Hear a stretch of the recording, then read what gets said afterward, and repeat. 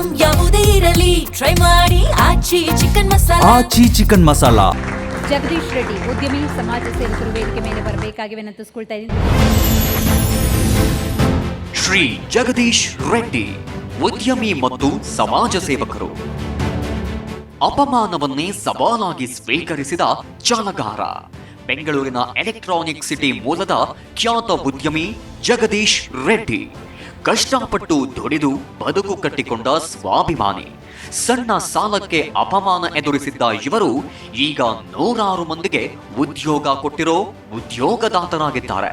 ತಮ್ಮ ವೃತ್ತಿ ಜೊತೆಗೆ ಹಲವಾರು ಸಾಮಾಜಿಕ ಕಾರ್ಯಗಳನ್ನು ಮಾಡ್ತಿದ್ದಾರೆ. ಬಡವರ ಬಂಧು ಎಂದೇ ಖ್ಯಾತವಾಗಿರೋ ಇವರಿಗೆ ಪತ್ನಿ ಧನಲಕ್ಷ್ಮಿ ಮತ್ತು ಕುಟುಂಬದಿಂದ ಸಂಪೂರ್ಣ ಸಹಕಾರವಿದೆ. ದುಡಿದ ಒಂದು ಭಾಗ ಸಮಾಜಕ್ಕೆ ಮೀಸಲು ಎನ್ನುತ್ತಾರೆ ಈ ಮಹಾನುಭಾವ. ಇವರಿಗೆ G Kannada news achievers award ನೀಡಿ ಗೌರವಿಸಲು ನಮಗೆ ಹೆಮ್ಮೆಯಾಗುತ್ತದೆ.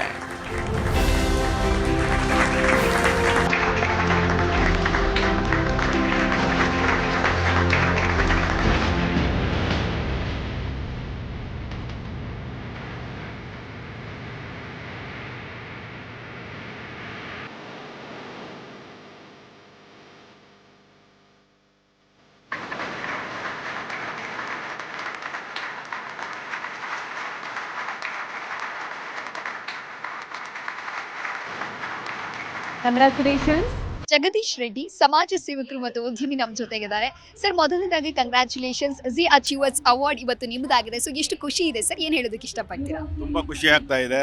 ನಮ್ಮನ್ನು ಸಮಾಜ ಸೇವೆ ಮತ್ತು ಅದನ್ನೆಲ್ಲ ಗುರುತಿಸಿ ನೀವು ಜಿ ಕನ್ನಡ ನ್ಯೂಸ್ ಅವರು ಸನ್ಮಾನ ಮಾಡಿದ್ದಕ್ಕೆ ತುಂಬ ಥ್ಯಾಂಕ್ಸ್. ಈ ವಾರ್ಡ ನಮ್ಮ ಧನಲಕ್ಷ್ಮಿ ಅವ್ರಿಗೂ ನಮ್ಮ ಅತ್ತಿಗೆ ಅವರಿಗೆ ಮಗಾಗೆ. ಹೌದೌದು ಹೌದು. ಪ್ರಶಸ್ತಿಗಳು ಕೂಡ ಮತ್ತಷ್ಟು ರೆಸ್ಪಾನ್ಸಿಬಿಲಿಟಿನ ಹೆಚ್ಚು ಮಾಡುತ್ತೆ ಅಂತ ಹೇಳ್ತಾರೆ. ಸೊ ಇವತ್ತಿನ ಜಿ ಅಚೀವರ್ಸ್ ಅವಾರ್ಡ್ ನಿಮ್ಮ ರೆಸ್ಪಾನ್ಸಿಬಿಲಿಟಿಯನ್ನು ಎಷ್ಟು ಮಟ್ಟಿಗೆ ಹೆಚ್ಚು ಮಾಡ್ತಾ ಇದೆ? ಇಲ್ಲ, ತುಂಬ ಇನ್ನೂ ಹುಮ್ಮಸ್ಸು ನಮಗೆ ಮಾಡ್ತಾ ಇದೆ. ಇನ್ನೂ ಅಚೀವ್ಮೆಂಟ್ ಮಾಡಬೇಕು ಅಂದ್ಬಿಟ್ಟು ನಿಮ್ಮ ಜಿ ಕನ್ನಡ ವಾಹಿನಿಯಿಂದ ನಮ್ಗೆ ಇನ್ನೂ ಹುಮ್ಮಸ್ಸು ಬರ್ತಾ ಇದೆ ಕೆಲಸ ಮಾಡೋಕ್ಕೆ. Thank you.